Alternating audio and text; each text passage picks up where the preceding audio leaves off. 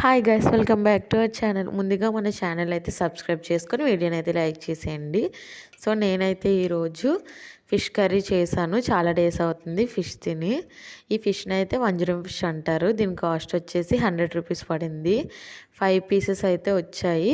మీలో ఎంతమందికి వంజరం ఫిష్ తెలుసో కామెంట్ చేసేయండి. ఈ ఫిష్ టేస్ట్ అయితే చాలా బాగుంటుంది, హెల్త్కి కూడా చాలా మంచిది.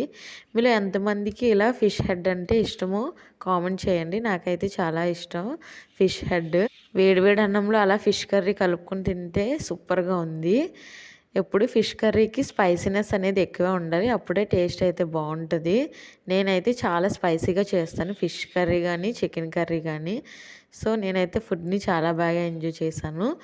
మీరు ఈరోజు ఏం కర్రీ చేశారో కామెంట్ అయితే చేసేయండి. ఫిష్లో మీకు ఇష్టమైన ఫిష్ ఏదో కామెంట్ చేయండి. Bye bye.